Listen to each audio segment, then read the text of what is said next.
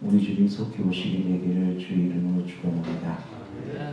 오늘 복된 하시길 하나님의 사랑이 우리 모두 가운데 있게 되기를 간절히 바랍니다.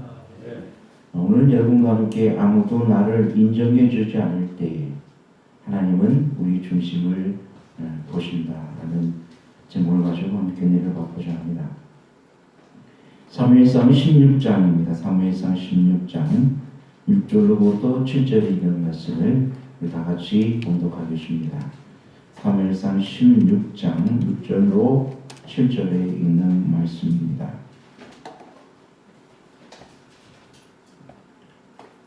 다 같이 봉독합니다. 시작. 그들이 오매 사무엘이 엘리압을 보고 마음에 이르기를 여호와의 기름 부으실 자가 과연 그 앞에 있도다 하였더니 여호와께서 사무엘에게 이르시되 그 용모와 신장을 보지 말라. 내가 이미 그를 보였노라. 나의 보는 것은 사람과 같지 아니하니 사람은 외모를 보느니와 나 여호와는 중심을 보느니라. 아멘. 여러분, 내가 누군가한테 인정을 받는다고 하는 것은 참 행복한 일입니다. 인정을 받는 것과 인정을 받지 못한다는 것은 참 우리 삶에 어떻게 보면은 행복과 불행의 두 갈림길이라고도 할 수 있습니다. 모든 일에 있어서 인정받는 사람, 저 사람은 참 훌륭한 사람, 믿을 만한 사람, 모든 일을 맡겨도 이룰 수 있는 사람, 그렇게 인정을 받을 때 그 사람은 얼마나 행복하겠습니까? 아마 그 사람 하는 모든 일은 그만큼 다 잘 되기 때문입니다. 근데 어느 누구는 도무지 불안해서 맡길 수 없는 사람이 있어요. 인정을 받지 못합니다. 그 사람한테는 돈을 맡겨도 불안하고, 또 일을 맡겨도 불안하고, 또 뭐 심부름을 시켜도 불안하고, 제대로 할 수 있을까? 아마 그 모든 것에 불안하고 인정을 받지 못하고, 또 재능이 있어도 뭔가 그 특출난 능력이 있어도 주위 사람들이 그 능력들을 인정해 주지 않으면 아무것도 할 수가 없는 것입니다. 우리는 인정받기를 원합니다. 그 뭔가를 인정을 받으면 그것은 우리 속에 새로운 삶의 활력을 불어일으키게 되는 것입니다. 오늘 여러분과 함께 다윗 왕의 어린 시절을 통해서 한번 생각해 보고자 하는 것입니다. 다윗 왕은 세계적으로 유명한 왕의 이름으로 그 이름을 올리고 있습니다.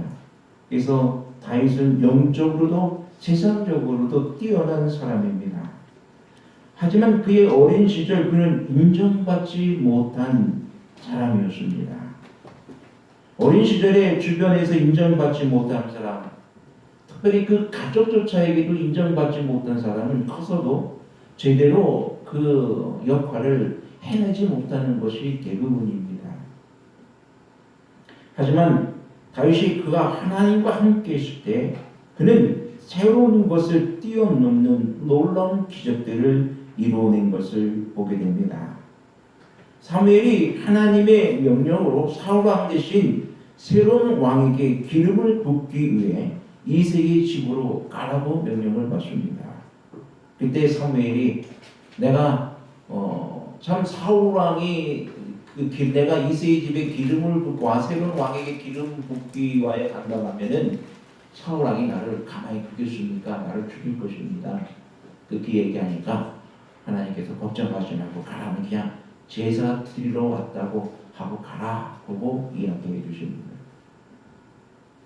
사무엘이 이새의 집에 방문하면서 이제 방문하기 전에 기별을 넣지 내가 너희 집에 제사를 드리러 가니 너는 너와 너의 모든 아들들을 다 정결케 하라.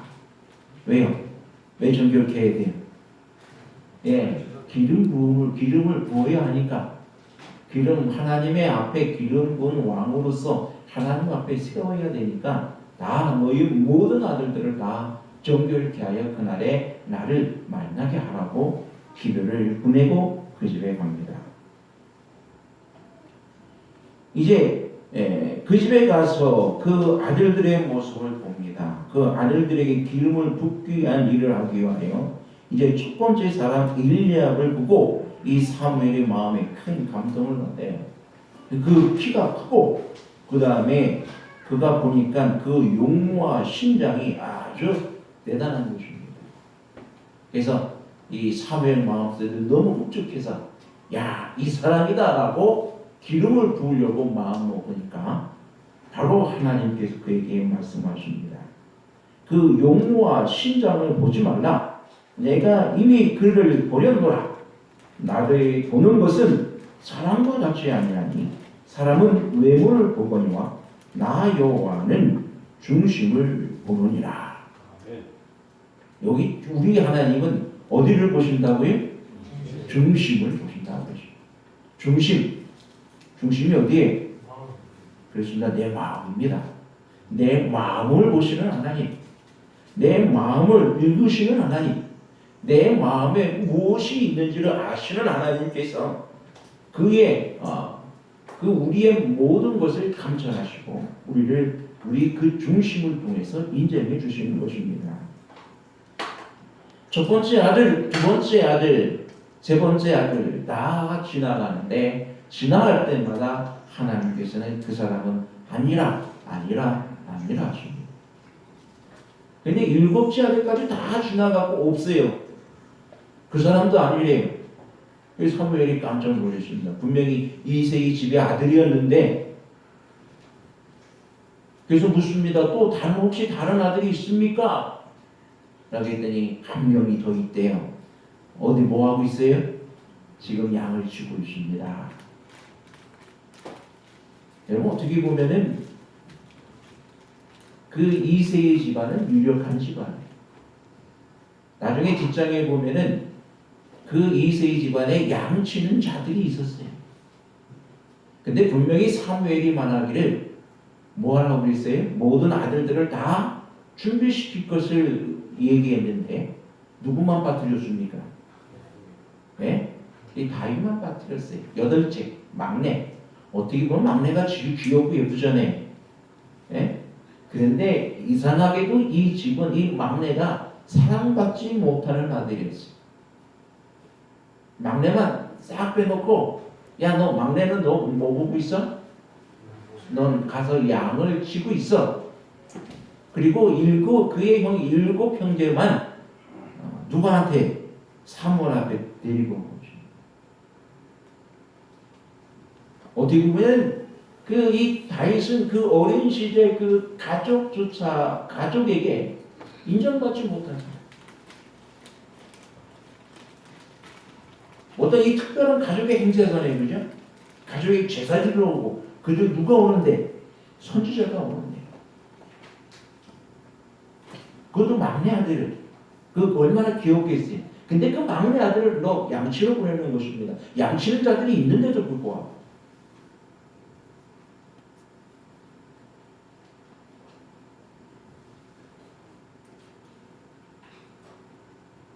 다윗은 백이 된 것입니다.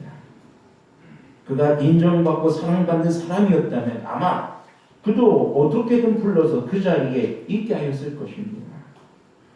하지만 다윗은 그 자리에 부름을 받지 못했습니다. 가족들에게 왕따나 그의 능력이나 그의 성품이나 그의 자질에 대해서조차도 인정을 받지 못하고 있다는 것입니다. 사무엘에게 하나님은 그의 외모나 신장을 보지 말라고 하시고 하나님 그 중심을 보신다고 합니다. 이제 다윗이 하나님 앞에 다시금 부름을 받습니다. 사무엘이 고집을 피우죠. 내가 누구를 볼 때까지, 다윗을 볼 때까지 내가 제사도 아니고 그리고 아무것도 먹지 않겠다고 이야기합니다. 그러니까는 어떻게든지 그냥 그 아버지는 지나가려고 했지만 이 사무엘의 고집 때문에 할 수 없이 다윗을 빨리 불러 올려가지고 이제 그를 씻겨서 옷 입히고 이제 데리고 왔을 때에 하나님께서 그를 통하여 기름을 부어 왕으로 삼는 일을 하게 됩니다. 여러분 이뿐만 아니라 이 이스라엘 백성이 전쟁에 블레셋 백성들과 전쟁에 일어났을 때에 그 형과 그 셋째까지는 세 아들은 전쟁터에 나갑니다. 그런데 이제 그 다윗은 들에서 양을 치고 있다가 이제 아버지의 부름을 받아요. 너 가서 내 형들에게 음식을 좀 전해주고 또 그 장관에게는 그 상관에게는 치즈를 좀 갖다 주고 오너라 라고 이야기합니다. 근데 그때 당시에 이 블레셋 백성의 이 골리앗이라는 사람이 나와가지고 거의 한 달이라는 그 긴 기간 동안 싸움을 붙이는데 하나님을 욕하고 또 저주하며 이스라엘 백성들을 저주하면서 넌 나와 싸우자. 그래서 누가 이기든지 이기는 쪽이 그 섬기게 하잖아요. 그리고 그 이기는 쪽의 신이 진짜 신이란 말이에요. 여러분, 근데 이스라엘 백성은 어느 누구도 나가지 못하는 것입니다. 시간만 누르고 있어요. 이때에 다윗이 그곳에 갔을 때에 그 골리앗이 또 싸움을 청하러 나갔어요. 그 청하는 모습을 보면서 다윗은 의분이 나고 화가 납니다. 그래서 저 사람하고 싸우면 어떻게 됩니까? 어떤 보상이 있습니까? 뭐 이런 거 막 묻고 그래요. 그랬더니 그 형 엘리압이 뭐라고 이야기합니까? 그 장형 엘리압이 다윗이 사람들에게 하는 말을 들은지라. 사무엘상 17장 28절입니다. 들은지라 그가 다윗에게 노를 바라여 가로되 네가 어찌하여 이리로 내려왔느냐? 들에 있는 몇 양을 누게 맡겠느냐? 나는 네 교만과 네 마음의 완악함을 아노니 네가 전쟁을 구경하러 왔도다. 그 형에게 무시를 당합니다. 너는 너 마음이 완악하고 교만하고 네가 전쟁을 구경하러 왔다. 여러분 다윗에 대한 표현이 뭔가 좀 다르죠. 그죠? 네 마음이 교만하고 완악하다. 왜 그랬을까요? 그 중심에 누가 있는 사람인데? 네? 하나님이 그 마음 가운데 있는 사람인데 그가 교만하고 완악하다 그래요. 왜 이 표현을 썼을까? 왜 다윗이 교만하고 완악하다는 표현을 썼을까? 이 다윗의 마음속에 보면은 분명 그는 하나님을 섬기는 사람. 선지자의 글에 보면은 다윗은 그 글에 있을 때에 양칠 때에 하나님께서 그를 키우셨다고 했습니다. 그의 마음속에 하나님을 사랑하는 마음이 푹 심했다고 했습니다. 그래서 그는 그 들에서 하나님과 함께하며 또 사자와 곰과 싸울 때에 하나님께서 주시는 믿는 믿음을 통해서 또 하나님을 신뢰함을 통해서 그 곰들과 또 그 사자들과 싸우면서 양들을 지켜내고 그런 또 그 가운데 하나님의 사랑을 더 많은 경험하는 그런 믿음의 사람으로 성장했고 하나님께서 함께 하셨다. 그래서 나중에 그 전에 그 사무엘 다윗이 사울 왕의 그 왕궁을 드나드는 그런 악사 역할을 할 때에 그 추천을 받을 때에 그의 소개하는 말이 뭐냐면 그가 그에게 여호와께서 함께 하시더이다라고 추천을 받죠. 하나님의 신이 함께한 사람이 누구예요? 다윗이었어요. 그런데 그 형들은 왜 그를 교만하고 완악하다고 표현했을까요? 아마도 그의 형들은 그때 당시에는 사사시기 때문에 어떤 뚜렷한 어떤 그런 지도 어떤 그런 것이 없어서 자기 소견에 오르는 대로 행했던 시대예요.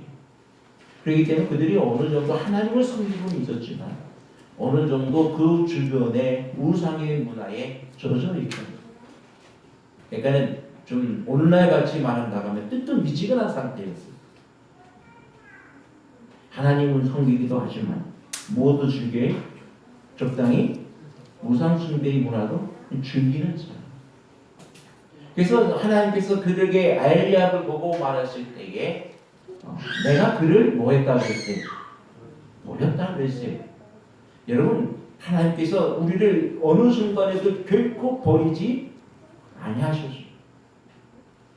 근데 성경에 보면 사울왕도 어떻게 됐어요? 버렸다고 그랬어요. 왜 버렸다고 표현합니까? 사울왕은 하나님의 말씀에 순종하는 대신에 뭘 하기를 원했어요? 자기 욕심을 채우기를 원했어요. 이기적이었어요. 아마 엘리압도 어떤 그 당시 우상숭배나 또 어떤 자기의 어떤 강한 이기적인 욕망들이 너무 강해가지고 하나님이 그의 마음 가운데 들어갈 자리가 없었어요. 그런 겸손히 하나님 앞에 겸손하지 못했고 또 하나님의 말씀과는 충성된 삶을 살지 않았어요. 그 스스로가 먼저 누구를 떠난 거예요? 하나님을 떠나 있었어요. 그렇기 때문에 그의 모든 형제들은 다 모함을 받았어요. 택함을 받지 못했어요. 그는 아니라 내가 그를 버렸다라고 표현할 수밖에 없었습니다. 오직 누구만요?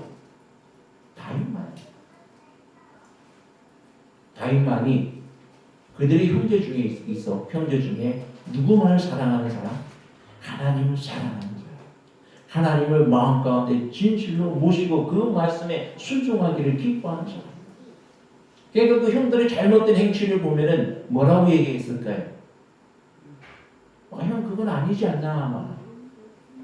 형 그거는 아니지 않는가? 우리가 하나님을 섬기는 사람인데 그거는 안 되지 않습니까? 라고 이야기를 했을 것입니다. 그러니까 그 형들이 이 조그만 다윗을 보고 뭐라고 얘기해?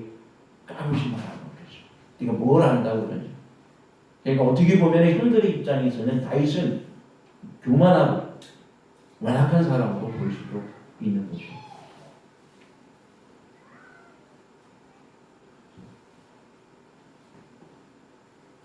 그 형들만 그를 그렇게 무시한 것이 아니라 누구도 무시합니까? 그 사울왕도 그를 인정하지 않습니다. 사울왕이 다윗이 그 골리앗과 싸우고자 한다는 이야기를 듣고 다윗을 불렀습니다. 사무엘상 17장 32절부터 있는 말씀을 보면 다윗이 사울에게 고하되 그를 인하여 사람이 낙담하지 말 것이라 주의 종이 가서 저 블레셋 사람과 싸우리이다. 사울이 다윗에게 이르되 네가 가서 저 블레셋 사람과 싸우기에 능치 못하리니 너는 소년이요 그는 어려서부터 용사임이니라. 여기 보니까 이 다윗을 어떻게 해? 너는 가봐야 뭐 한다고 해? 너는 100점 100점. 너는 가서 싸울 수 없어. 그러니 아예 뭐 하라는 거예요?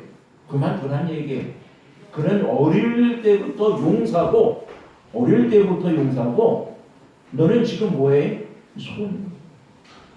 여러분 이때 당시 골리앗의 키가 성경에서 소개드린 것은 6규빗 반이라고 했어요. 우리 그 요즘에 그 센치로 환산하면 298cm. 그럼 몇 미터예요? 3m.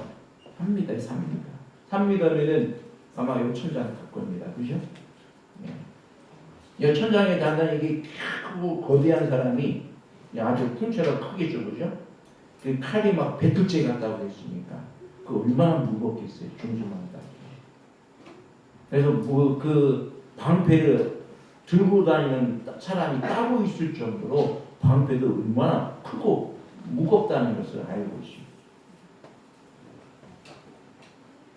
그런데 그런 어릴 때부터 그렇게 심장이 장대 큰 용사인데 그 다윗의 키가 뭐 얼마나 되겠어요? 미소년이니까. 네? 뭐 커봐야 뭐 160 정도. 요즘 뭐 커봐야 160이나 165 정도 뭐 그 정도일 겁니다. 그러니까 나가서 대결해 봐야 뭐 보나 마나죠, 그죠? 다윗도 사울왕도 다윗을 인정하지 않습니다. 너는 나가봐야 진다. 그러니까 나가지 말라고 조명합니다. 그때 다윗이 사울에게 고하되 이 34절입니다. 주의 종이 아비의 양을 지킬 때에 사자나 곰이 와서 양 떼에서 새끼를 움키면 내가 따라가서 그것을 치고 그 입에서 새끼를 건져내었고 그것이 일어나 나를 해하고자 하면 내가 그 수염을 잡고 그것을 쳐 죽였나이다. 주의 종이 사자와 곰도 쳤은즉 사실은 하나님의 군대를 모욕한 이 할례 없는 블레셋 사람이니까 그가 그 짐승의 하나와 같이 되리이다. 여러분, 이 다윗은 지금 다윗의 마음은 이 골리앗을 큰 장군으로 보는 힘세고 큰 장군, 감히 대항할 수 없는 장군으로 보는 것이 아니라 뭐로 봐요? 큰 짐승의 하나로 보는 것입니다. 여러분이라면 어떨까요? 지금 막 여기 태민이가 저기 있는데 태민이가 막 나와서 이따는 공중에 이렇게 큰 사람이 막 와서 행패를 부리고 있는데 네가 뭔데 행패하면서 딱 싸우려고 막 나간다 하면은 말리겠어요? 안 말리겠어요? 네? 예, 말리겠죠. 야, 네가 어떻게 하려고 저기 나가 싸워? 예? 한 방에 뻗어 나갔는데, 그죠?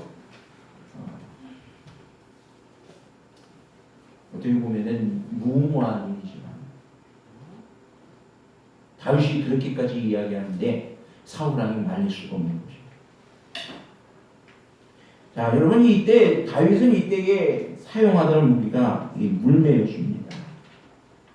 당시 물매는 이 투전이라고 불리는 싸움의 도구였어요.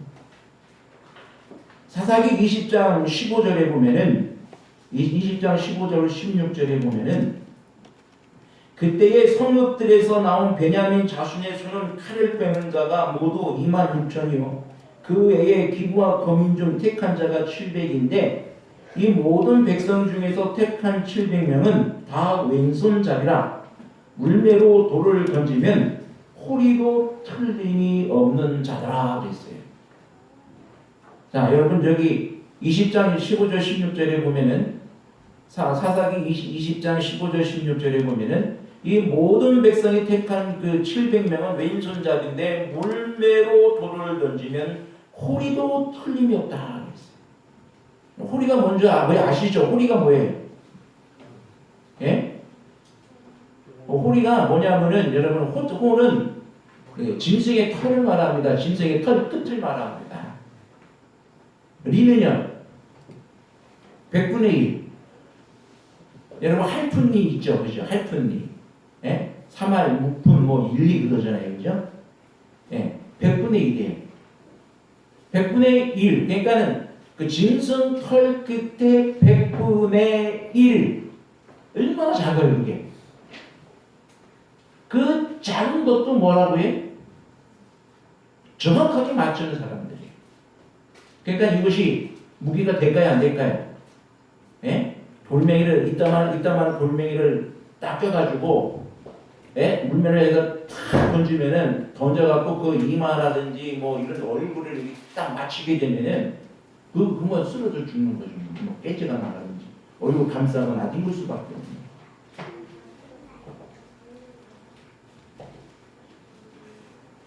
그래서 사사기에 보면 이스라엘 백성과 베냐민 지파의 싸움에서 기부에서 데리고 온 병사 중에 700명이 이 물매로에 돌을 던지면 호리도 틀림이 없는 자라고 하는 것입니다. 여러분이 이 사울왕이 다윗도 이 물매를 던지면 짐승과 사자나 이 곰을 쫓아낼 수 있었다고 하는 것은 그만큼 그도 뭐했다는 얘기예요. 예, 그가 물매를 던지면 호리도 틀림이 없이 맞출 정도로 정확했다는 얘기. 우리나라에는 그 돌을 쏘을 수 있는 거 새총이라고 그러죠, 그죠? 새총으로 이렇게 잡아당겨가지고 탁 쏘잖아요. 근데 이 새총은 대부분의 그 돌이 좀 작아요, 그죠? 근데 작은데 요거는 물매는 어느 정도 조금 약간 더 큰 돌도 돌려가지고 정확하게 맞출 수 있는 그런 무기였습니다. 근데 이 물매를 쓰는 사람들의 또 양치기들이 이 물매를 가지고 곰하고 사자하고 싸울 때는 스피드가 생명이에요. 빨라야 돼요.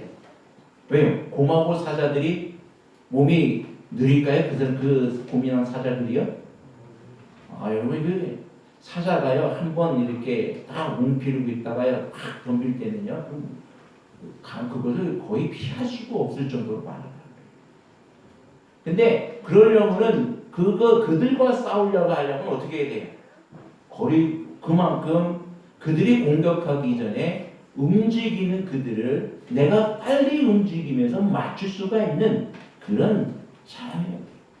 다시 그런 사람이었어요. 그러니까 사울왕이 갑옷을 입히니까 어떻게 했습니까? 예? 예, 갑옷을 입히니까는 입을 수가 없었어요. 왜? 몸이 둔해지니까.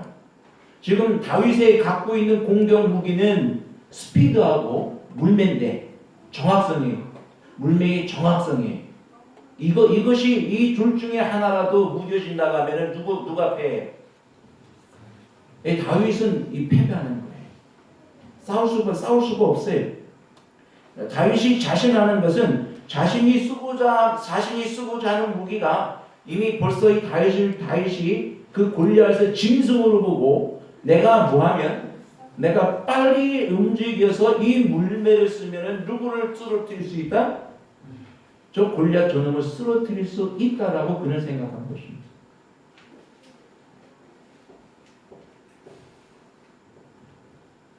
하지만 다윗의 진정한 더 큰 무기는 그는 하나님을 신뢰하는 일에 있었다는 사실을 여러분 확신하기를 간절히 바랍니다. 이 골리앗은 다윗이 나왔을 때에 얼마나 이 기가 막혔냐면은 거의 3m 되는 거인이 이제 막 160도 채 되지 않는 소년이 그에게 나왔을 때에 블레셋 사람이 다윗에게 이르되 네가 나를 괴로 여기고 막대기를 가지고 내게 나왔느냐 하고 그 신들의 이름으로 다윗을 저주하고 또 이르되 내게로 오라 내가 네 고기를 공중의 새들과 들짐승 승등에 주리라. 사무엘상 17장 44절입니다. 자, 골리앗은 다윗을 업신여기고 교만합니다. 그리고 그가 칼 한 번 휘두르면 없어질 존재로 여깁니다. 여러분 여기에서 이미 이 골리앗은 지고 넘어가는 것입니다. 이 실력이 월등하면서도 그 실력이 낮은 사람에게 이 싸움꾼들이 지는 경우가 있어요. 그 지는 경우가 언제냐면 상대방을 업신여기듯입니다. 그러니까 상대방이 아무것도 아니라는 얘기죠. 상대방이 별거 아니라는 거죠. 그때 되면은 사람들이 만약에 업신여기지 않냐고 긴장하고 나가면 모든 싸움의 태세를 만반의 싸움의 태세를 준비하지만 업신여기면은 방심하는 것입니다. 그 싸움의 태세라든지 모든 것에 완벽하지 않은 것입니다. 그래서 그때에 그보다 실력이 못하더라도 이 실력이 약한 사람은 뭘 가지고 싸워요? 어떤 마음으로? 전력 투구하는 거죠. 이 전력 투구하는 사람과 방심하는 사람과는 싸움이 안 된다는 거의 90% 이상은 지는 거예요.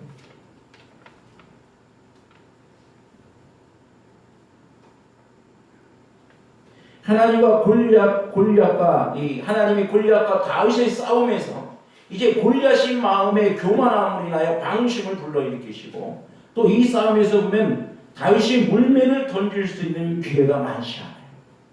만약에 물매를 던지려고 하다가 이 바시 물매를 탁 던졌는데 그게 잘못 빗나갔어요. 그럼 그때부터 이 골리앗은 그것에 대해 방비할까요? 방비합니다. 왜? 다윗이 무기가 뭐였으니까? 물매예요. 물매라는 것을 아는 이상 저 볼에 맞으면 내가 다칠 것이라는 것을 알고 방패를 가지고 방비합니다. 그때부터는 이미 다윗은 게임 끝이에요. 골리앗을 이길 방법이 없는 것입니다. 방패로 다 막아버리니까. 그래서 어떻게 보면은 골리앗을 이길 수 있는 그 방법은 단 한 방이에요. 첫 번째 딱 맞추지 못하면은 다윗은 그 자리에서 죽는 것입니다. 그러므로 여러분 이 다윗이 나갈 때에 얼마나 긴장하고 나갔을까요? 하지만 다윗이 이렇게 이야기합니다. 블레셋 사람에게 사무엘상 17장 45절에 보면 다윗이 블레셋 사람에게 이르되 너는 칼과 창과 단창으로 내게 오거냐 나는 만군의 여호와의 이름 곧 네가 모욕하는 이스라엘 군대의 하나님의 이름으로 네게 가노라. 오늘 여호와께서 너를 내 손에 붙이시리니 내가 너를 쳐서 네 머리를 베고 블레셋 군대의 시체로 오늘날 공중의 새와 땅의 들짐승에게 주어 온 땅으로 이스라엘에 하나님이 계신 줄 알게 하겠고 또 여호와의 구원하심이 칼과 창에 있지 아니함을 이 무리로 알게 하리라. 전쟁은 여호와께 속한 것인즉 그가 너희를 우리 손에 붙이시리라. 자, 여러분 다윗의 주 무기는 스피드와 정확성이 있어요. 그는 가만히 움직이지 않으면 자신이 당할 걸 알았어요. 그래서 그는 작고 가볍고 골리앗은 크고 둔했어요. 움직임이 빠르지 않으면 다윗은 죽을 수밖에 없어요. 그래서 자기의 최고의 장점인 그런 자기의 장점을 살리기 위하여 갑옷도 벗어 던지고 이제 물매만 가지고 나옵니다. 그런데 이 물매만 가지고 나올 때에 이 다윗은 고백하기를 이 전쟁은 누구에게 속한 전쟁이라? 하나님께 속한 전쟁이라는 것이. 이 전쟁을 통해서 이 이스라엘에 누가 계심을 알게 한다고요? 모든 이스라엘 백성들이 하나님을 욕하는 그 모든 블레셋 그 골리앗을 보고도 두려워서 벌벌 떨며 있었어요. 그 어느 누구도 누구를 믿지 못했어요. 하나님을 믿지 못했어요. 하나님을 신뢰하지 못했습니다. 그런데 누구만이?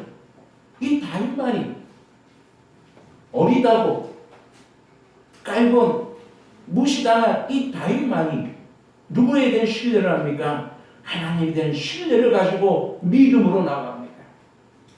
뭐 하나 들고요? 돌멩이 5개 주먹 호구에 넣고 하나 정전에 넣고 그거를 돌리며 나갑니다. 그리고 빨리 달리고 골리앗을 쓰러뜨릴 때 여러분 만약에 이 한 방을 통해서 골리앗을 쓰러뜨리지 못한다면 내가 죽을 수밖에 없는 그런 상황 속에서 얼마나 절박한 싸움이겠습니까?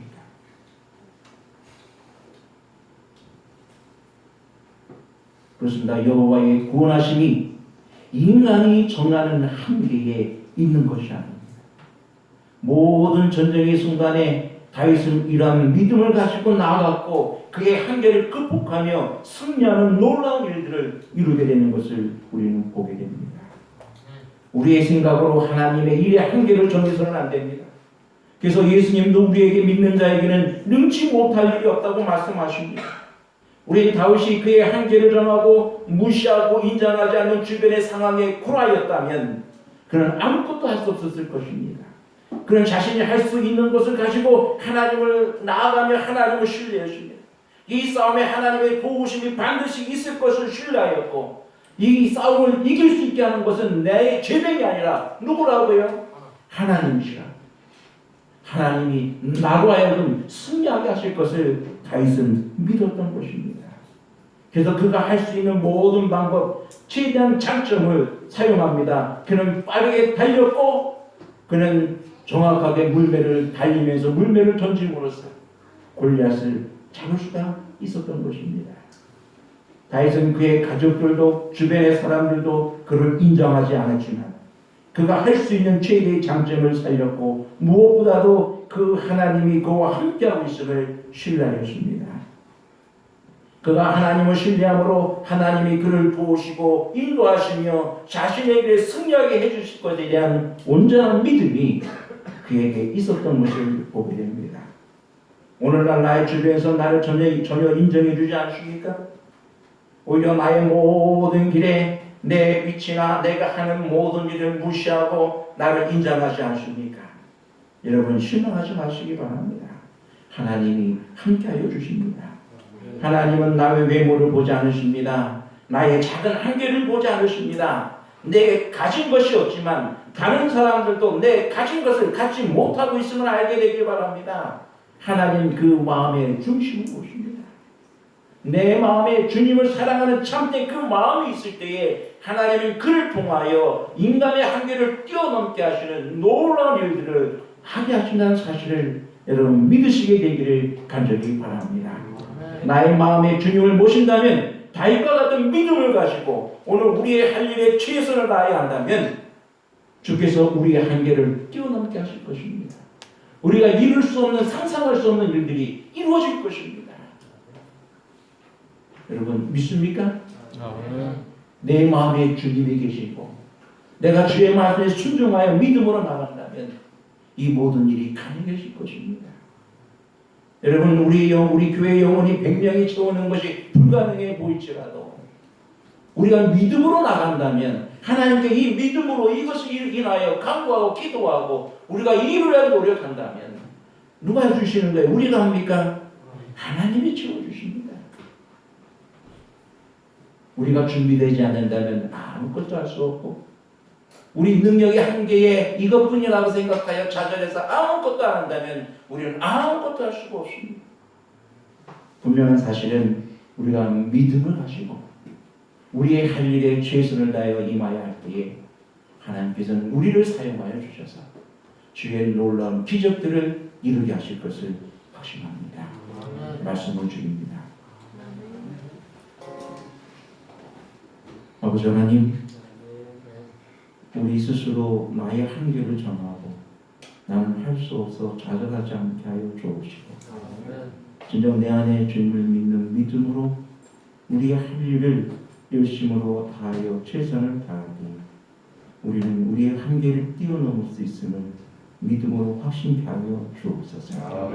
주께서 우리와 함께 하실 때에 우리는 승리할 수 있으며 주께서 우리와 함께 하실 때에 우리에게는 능치 못할 일이 없음을 확신케 하여 주옵소서. 믿음의 사람 되게 하시고 말씀의 사람 되게 하시며 기도의 사람 되게 하여 주옵소서. 예수님의 이름으로 기도하였습니다. 아멘.